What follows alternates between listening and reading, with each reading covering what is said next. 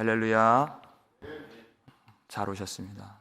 이 귀한 아침에 하나님의 말씀을 마음에 담고 주님을 경험하고 주님을 사랑할 수 있는 그 참 복이 우리 가운데 가득하게 되기를 주의 이름으로 축원합니다. 우리가 이 말씀, 하나님의 말씀을 받기 위해서는 우리가 육신적인 생각이나 인간적인 그런 생각들을 다 버리고 주님 앞에 나와야 우리가 이 말씀을 조금이라도 알 수가 있습니다.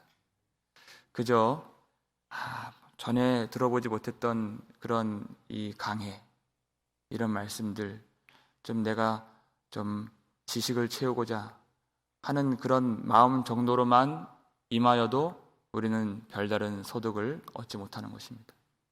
주님 앞에 서는 것이, 하나님 앞에 서는 것. 예수님께서는 불꽃 같은 눈을 가지셨다 그랬습니다. 머리에는 많은 면류관들이 있고 그 입에서는 자위의 날선 검이 나오고 그 이름을 쓴 것이 있는데 자기밖에 아는 자가 없더라 하시는 그 주님은 우리가 알 수 있는 분이 아니십니다. 우리의 노력이나 우리의 이해력으로는 알 수 있는 분이 아니세요. 예수님께서 직접 오셔서 우리에게 지각을 주셔야 알 수 있다 그랬습니다. 근데 주님을 왜 알아야 되는가? 오늘 이 말씀들 보니까 예수님께서 승리의 주가 되시고 공의의 심판자가 되신다고 말씀하고 있습니다.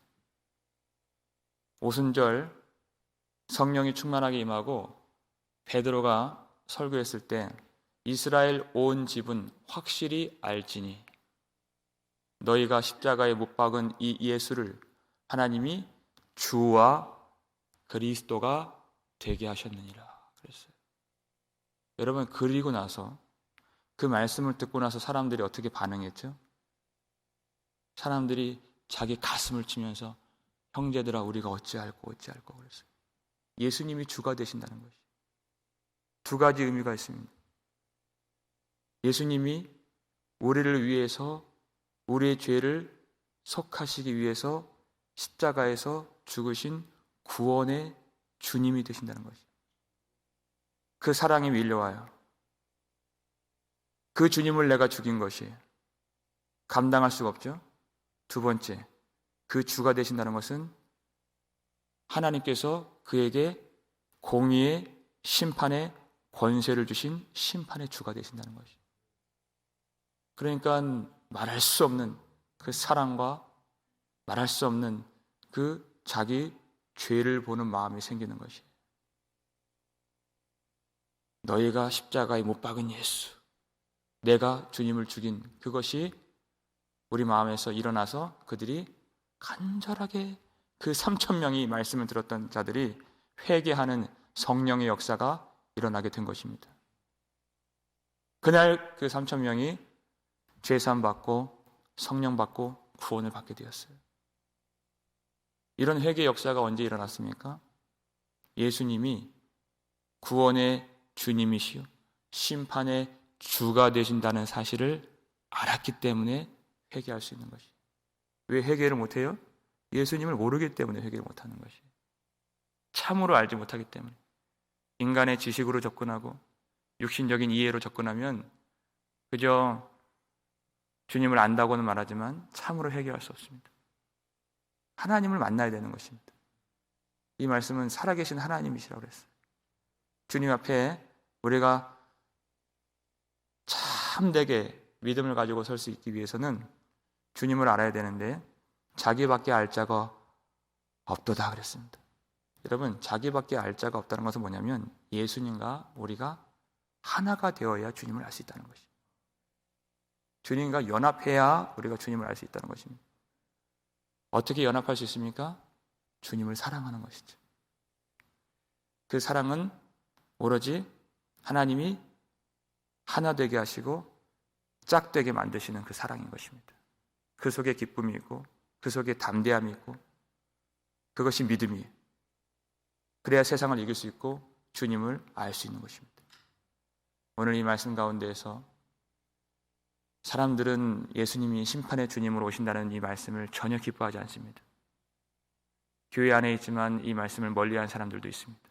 하지만 이 말씀을 통해서 참으로 주님을 사랑하시고 주님을 경험하시고 주님을 알게 되고 주님 앞에 서게 되는 그런 생명의 은혜가 오늘 충만하게 임하시기를 주의 이름으로 축원합니다. 오늘 우리에게 주신 말씀 13절 말씀 함께 읽겠습니다.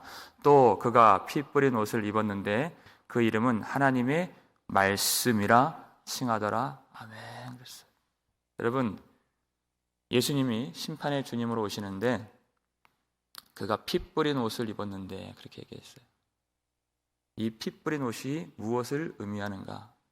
학자들 간에도 아주 참 의견들이 분분합니다. 그런데 여러분, 말씀을 풀 때에는 우리의 어떤 관념이나 우리가 내재하고 있는 어떤 내 생각을 가지고 푸는 것이 아니라 말씀은 말씀으로 푸는 것입니다. 우리가 풀 수 있는 말씀이 이사야 63장에 나오죠. 1절 2절 먼저 보겠습니다. 읽겠습니다. 에돔에서 오는 이 누구며 붉은 옷을 입고 보스라에서 오는 이 누구냐? 그의 화려한 의복 큰 권능으로 걷는 이가 누구냐? 그는 나이니 공의를 말하는 이요 구원하는 능력을 가진 이니라. 어찌하여 내 의복이 붉으며 내 옷이 포도즙 틀을 밟는 자 같으냐? 그랬어요. 에돔에서 오는 자 누구냐? 그렇게 얘기했어요. 자, 에돔은 하나님을 대적하는 모든 세상을 통칭하고 대표하는, 상징하는 그런 족속으로서 에돔이 등장하게 되는 것입니다. 에돔에서 오는 것이 왜 오느냐? 큰 권능을 가지신 주님께서, 영광의 능력을 가지신 주님께서 하나님을 대적하고 그의 백성들을 핍박했던 그 에돔과 그 세상에 있는 그 족속들을 심판하시고 오시는 것입니다. 그리고 그 백성들을 완전히 영원히 구원하시는 구원의 주로서, 심판의 주로서 오시는 그 내용을 말할 때 왜 내 의복이 붉으냐? 이렇게 질문을 받았어요. 왜 붉게 되었습니까? 심판을 행하셨기 때문에 붉게 된 것이. 그 설명이 3절에 나와요. 읽겠습니다. 만민 가운데 나와 함께한 자가 없이 내가 홀로 포도즙 틀을 밟았는데 내가 노함으로 말미암아 무리를 밟았고 분함으로 말미암아 집 밟았으므로 그들의 선혈이 내 옷에 튀어 내 의복을 다 더럽혔음이니. 아멘. 그랬어요. 자, 주님께서 노함을 가지시고 분함으로 말미암아 그들을 짓밟았다. 이스라엘 백성들이 포도주를 만들 때 땅을 이렇게 깊게 파가지고 그것을 포도즙 틀이라고 하는데 거기다가 포도 열매를 가득 담고 그 위에 사람들이 이렇게 밟는 거예요. 그럼 밑에 이제 관이 있어서 거기서 이제 즙이 나오는 것이죠. 즙을 짜는 겁니다. 그러면은 그 밟는 자가 어떻게 되겠습니까? 온 몸이 옷에 그 포도주 즙으로 이렇게 범벅이 되고 얼룩이 지겠죠? 그 모습을 지금 그리고 있는 것입니다. 그와 같이 심판을 행하시리라. 주님이 발로 밟아서 그렇게 행하신다는 것이. 왜요? 음녀와 짐승의 권세가 성도들을 핍박하고 성도들과 예수의 증인들의 피를 흘리게 만들고 그 피로 음녀가 취했기 때문에 성도들이 어떠한 믿음으로 주님을 따라갔는지 그들의 믿음과 그들의 인내와 그들의 수고와 그들의 고통 당함을 주님이 아신다는 것이. 자기 아들이 어디에서 학대를 받고 폭행을 당하고 유린을 당하고 고통을 당하면 아버지 마음은 천불이 나죠. 그게 하나님의 노함이라는 것이. 견딜 수가 없는 것입니다. 그 사랑하는 아들 예수 그리스도와 그에게 속한 모든 아들들을 주님이 반드시 기억하시고 그 원통함을 하시고 끝까지 하나님 앞에 굴복하지 않는 자들, 그리고 그 아들의 피와 성도들의 피를 흘리게 만들고 그것으로 취하여서 흥청망청 즐거워했던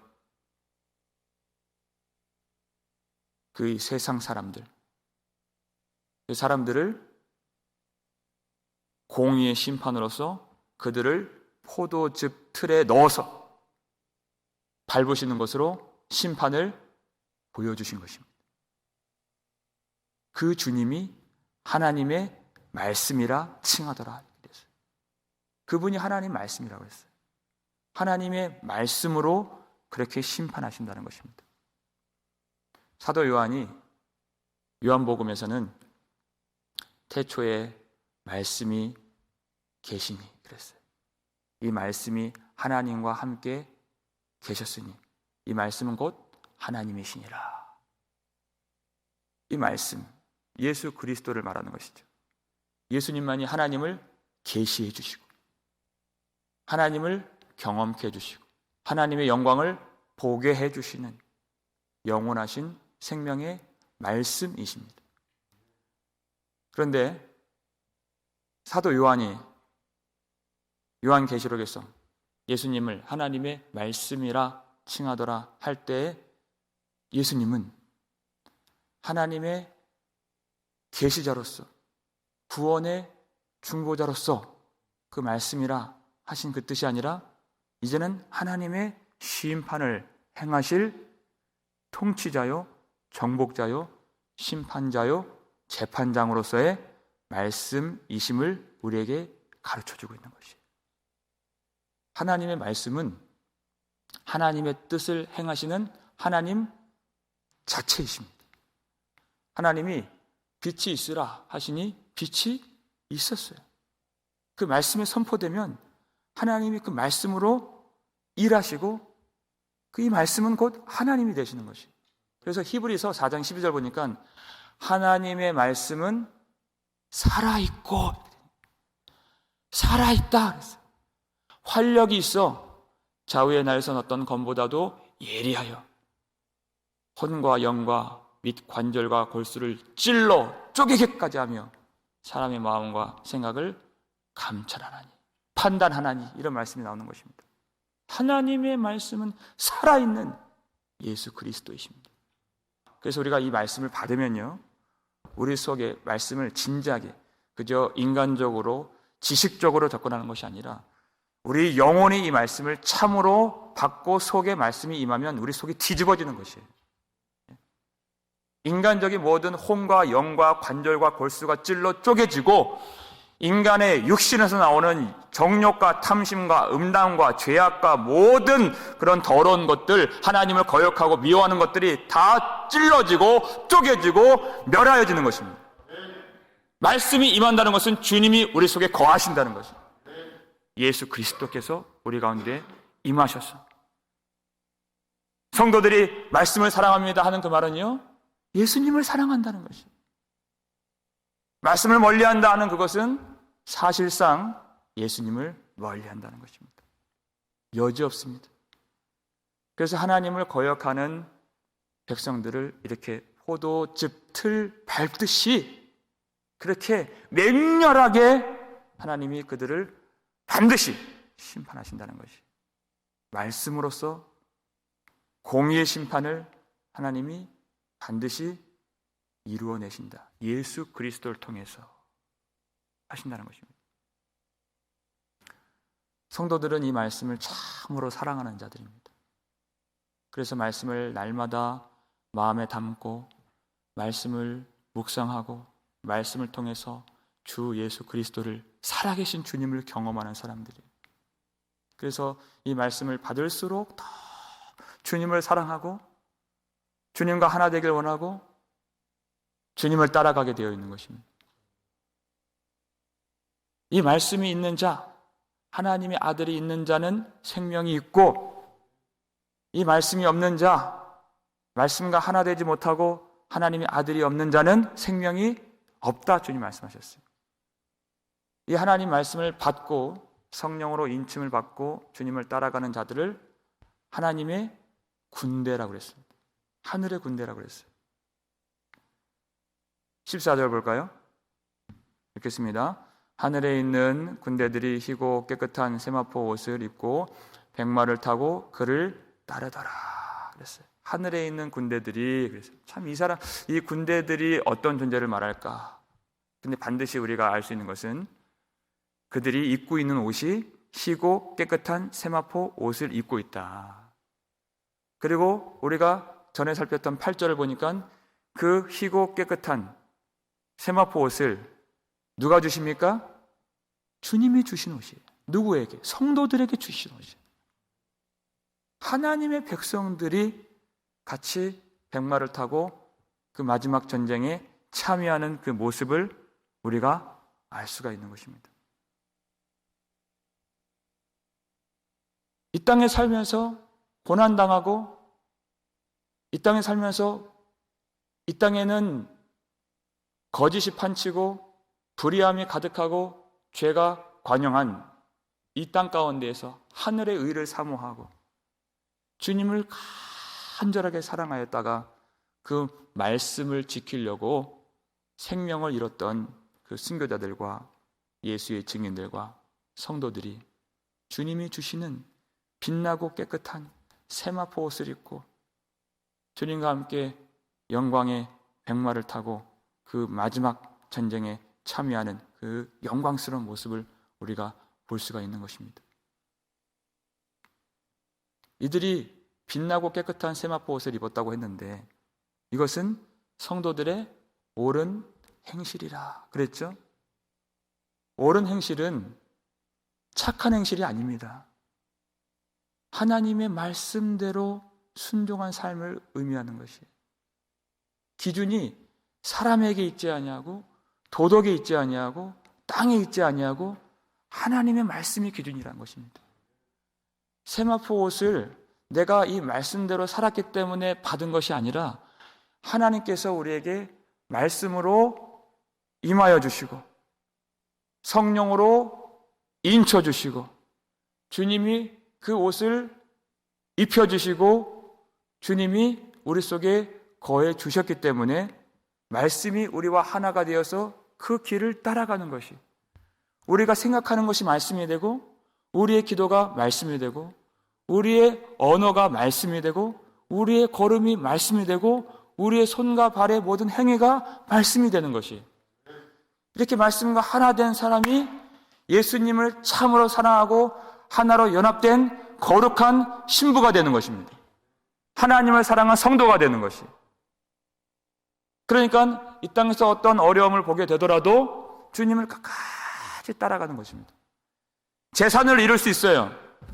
건강을 잃을 수 있어요. 어떨 때는 자녀도 잃을 수 있고 내 가족도 잃을 수 있어요. 그런데 말씀만큼 잃지 않겠다고 하는 주님을 사랑하는 자들이 예수님의 신부가 되고 하나님의 성도가 되는 것입니다. 그 말씀을 끝까지 붙들 수 있었던 것은 하나님이 그들을 붙잡아 주셨기 때문에 이루어진 은혜의 결과가 되는 것이에요. 하나님의 은혜로 하늘의 군대가 되어서 주님을 따라가게 됩니다. 이때 주님을 따라가게 되는 것은 만왕의 왕이요 만주의 주께서 이기시는 승리의 영광, 최후의 승리를 하나님이 보게 해주시기 위해서 그들을 따르게 만들어 주신 것입니다. 그래서 우리는 이 싸움에 끝까지 참여하는 자가 되어야 해요. 왜냐하면 결국 우리는 최후의 승리의 영광을 볼 수 있기 때문에 그렇습니다. 반드시 참여해야 되는 것입니다. 만왕의 왕 만주의 주가 계시는 이 싸움에서 성도들은 반드시 영광을 보게 될 줄 믿으시길 바랍니다. 이게 믿음이에요. 15절 볼까요? 읽겠습니다. 그의 입에서 예리한 검이 나오니 그것으로 만국을 치겠고 친히 그들을 철장으로 다스리며 또 친히 하나님 곧 전능하신 이의 맹렬한 진노의 포도주 틀을 밟겠고 그랬어요. 그의 입에서 예리한 검이 나오니. 주님이 무엇으로 거역하는 세상을 치시고 심판하시는가? 그의 입에서 예리한 검이 나오니. 그렇게 예수님의 그런 형상을 설명했을 때 요한계시록 1장 16절에서도 그의 입에서 예리한 검이 나온다 그랬어요. 사도 바울도 이것을 우리에게 정확하게 가르쳐주는 대목이 있습니다. 데살로니가후서 2장 8절 말씀 읽겠습니다. 그때 불법한 자가 나타나리니 주 예수께서 그 입의 기운으로 그를 죽이시고 강림하여 나타나심으로 패하시리라. 그때 마지막 날에 불법한 자, 그 사람 이름 자체가 불법한 자예요. 하나님을 대적하는 것이 무엇이냐? 하나님의 말씀의 법을 벗어났다는 것입니다. 그 사람이 바로 멸망의 아들이요 적그리스도라고 가르쳐 주셨어요. 그를 주님께서 대적하실 때 어떻게? 그 입에서 나오는 기운으로, 입에서 나오는 말씀으로, 말씀의 검으로서 그를 치시고 그를 패하시리라 지금 말씀하셨습니다.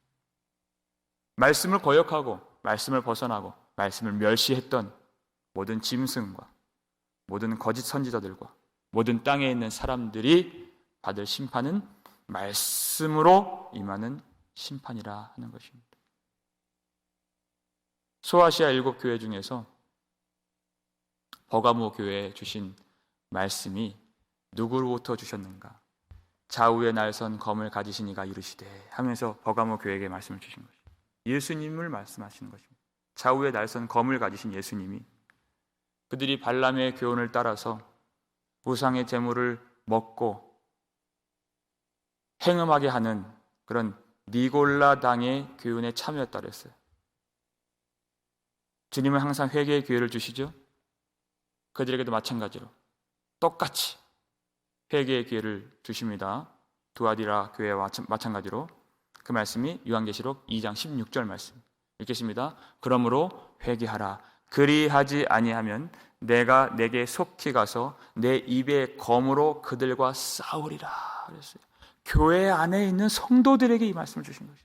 단지 어떤 세상에서 아주 나쁜 짓을 저지르는 그런 사람들은 아닙니다. 회개하라 그랬어요.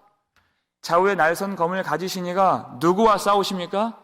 교회 안에 있지만 참된 회개를 모르는, 제가 서두에 말씀드렸던 주님을 알지 못하면 회개를 못한다 그랬어요.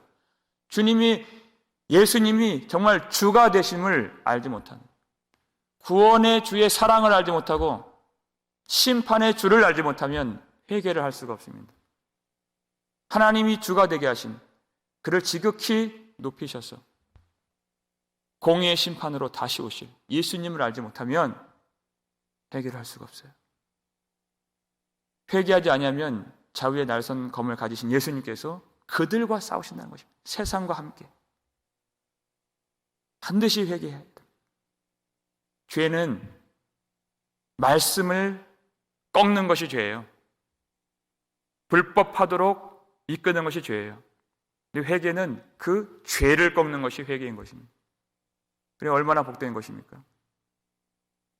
죄를 꺾고 하나님의 말씀을 의지하고 말씀을 붙들고 주님을 사랑토록 하는 것이 회개예요. 그래서 그 회개를 통해서 우리는 주님과 다시 회복의 은혜를 누리고 주님과 연합을 경험하고 주님 안에서 다시 신실한 그리고 진실한 믿음의 길을 걸어갈 수 있도록 우리는 항상 주님께서 7교회에게 주셨다는 것은 우리에게 주신 말씀이라는 것입니다. 회개하지 아니하면 속히 가서, 그래서 속히 가서 내 입에서 나오는 검으로 너희와 싸우리라 그랬습니다. 말씀을 버렸기 때문에 그 말씀대로 공의의 심판을 행하신다는 이 말씀을 우리가 정확하게 깨닫고 주님 앞에 회개하는 심령으로 나아가야 됩니다. 주님이 또 철장으로 다스린다 그랬어요. 철장은 쇠 막대기를 말한다 그랬죠. 그 말씀이 어디서 나왔는가 우리가 살펴본 바가 있지만 시편 2편 9절 말씀 읽겠습니다. 내가 철장으로 그들을 깨뜨리며 질그릇같이 부수리라 하시도다 그랬어요. 질그릇은 흙으로 만든 그런 아주 연약한 그런 그릇입니다. 근데 쇠 막대기가 살짝만 갖다 대도 그것은 와르르 이렇게 부서지게 돼 있어요. 와장창 깨지게 돼 있어요. 어린 아이라도 그 철장을 가지고 쇠 막대기를 가지고 질그릇에 살짝만 갖다 대도 그것은 깨지게 돼 있어요. 그런데 권능의 주님께서, 만왕의 왕께서 이 철장을 가지셨다. 이 검을 가지셨다. 우리는 이 철장이나 이 검이 우리 속에 별로 이 시대 가운데 와닿지 않을 수 있습니다. 그런데 2000년 전에 이 로마의 통치를 받고 살던 이들에게 있어서 이 검이다, 이 철장이다 하는 것은 갖고 있는 상징이 있어요.